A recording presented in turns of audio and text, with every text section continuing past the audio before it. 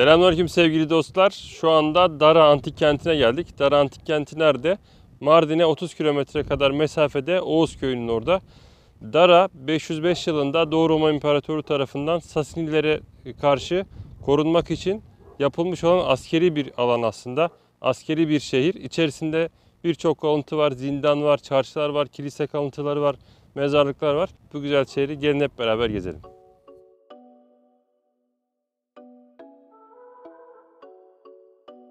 Yukarı Mezopotamya'nın en önemli yerleşim yerlerinden birisi olan Dara, İmparator Anastasius'un girişimleriyle 505 yılında Doğu Roma İmparatorluğu'nun doğu sınırını Sasanilere karşı korumak için askeri amaçlı bir garnizon kenti olarak kurulmuştur.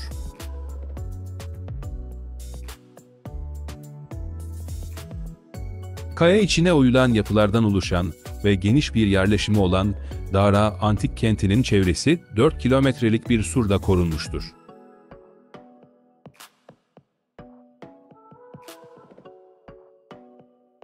Antik kenti gezdiğimizde kilise, çarşı, zindan, tophane gibi kalıntıları görebiliyoruz.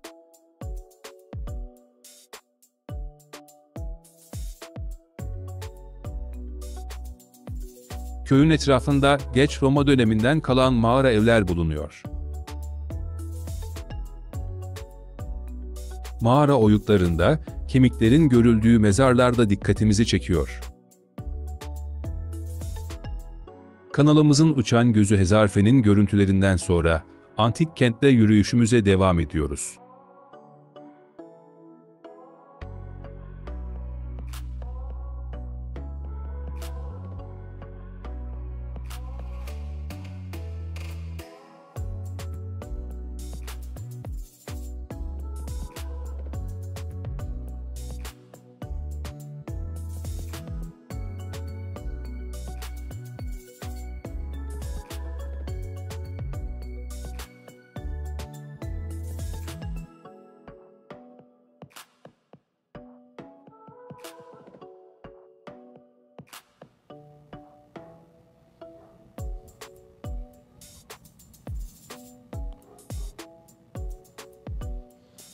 Bakın girişte şehir demiştim. Arka tarafta görüyorsunuz. Buralar kim bilir kim tarafından nasıl kuruldu, neler yapıldı. Belki de buraya giriş yasak dendi vesaire, neyse artık o zamanlar. Şu anda görüyorsunuz buranın 2 tane kapısı var, giriş kapısı. Arka tarafımızda da dere var. Aslında dere yatağı var. Aslında orası dereymiş önceden. Dere akıyormuş oradan. Tabii kurumuş zamanla, birçok derenin kuruduğu gibi. Şimdi her yeri çok güzel. Zamana direnmeye çalışmış burası. Antik kent zamana direnmeye çalışmış ama direnememiş. Direndiği kadar da direnmiş. Kalan taraf baktığınız zaman buranın bir kent olduğunu görüyorsunuz zaten. Arkeolojik çalışmalar da burada yapılmış. Çok güzel bir yer. Eğer böyle tarihi yerlere merakınız varsa buraya gelin. Burası da öyle, hani Mardin gezisi yapıyorsanız, Mardin, Midyat tarafını geziyorsanız buraya mutlaka gelin. Burasını atlamayın. Hadi devam edelim bakalım.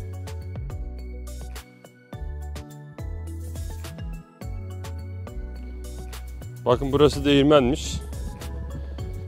Şöyle bakalım bir değirmene, nasılmış değirmen. Vay be, 505 yılında yapılıyor. Düşünsenize. 505 yılında yapılıyor. Sasanilere karşı. Yani ne depremler olmuştur, ne fırtınalar, ne yağmurlar, ne çamurlar. Bakın, şuraya bakın. Şimdi güp diye çöküyormuş.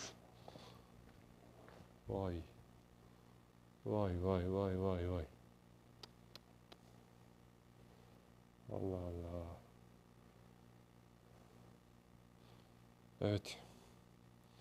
Yani büyük bir değirmen değil ama zaten o zamanki nüfusu da baktığınız zaman çok rahat karşılayacak. Burası bir kent. Kaç kişilik nüfusu var bilmiyorum. Mezarlıklar var, değirmenler var, su sarnıçları var. Dere yataklarının olduğu yerler var. Kapılar var. Yani burası gerçekten güzel bir yer. Şimdi drone uçuracağım. Drone'da bakalım yukarıdan nasıl görünüyor. Daha güzel görüneceğini umut ediyorum. Hadi bakalım.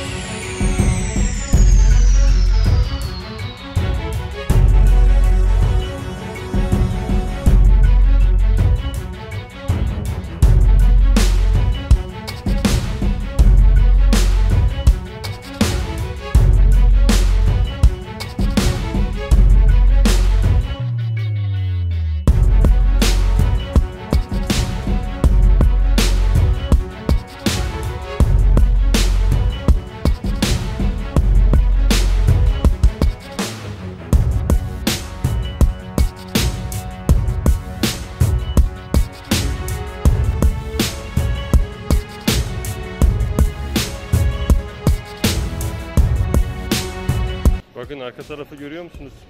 Ne kadar güzel oyuklar var.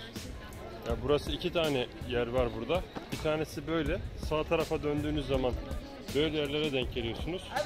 Diğer tarafa döndüğünüz zaman da o sizi drone ile çektiğim yere denk geliyorsunuz. İki tarafa da mutlaka gidin.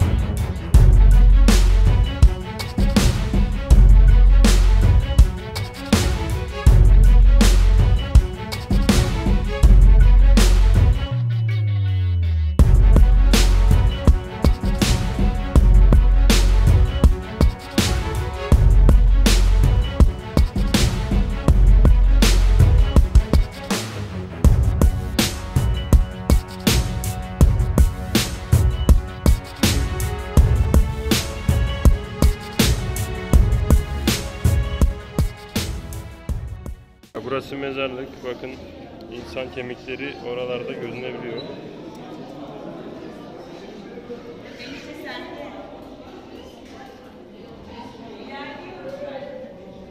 Görüyor musunuz insan kemiklerini? Bakın şimdi.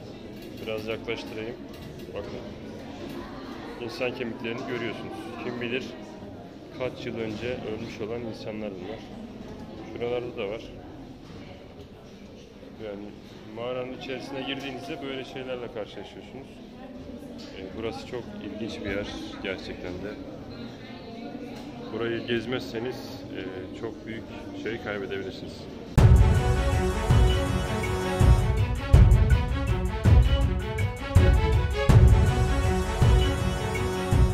Sevgili dostlar, antik kenti gezdik. Antik kent gerçekten gelinmesi gereken bir yer. Buraya mutlaka uğrayın eğer bu bölgeden geçiyorsanız.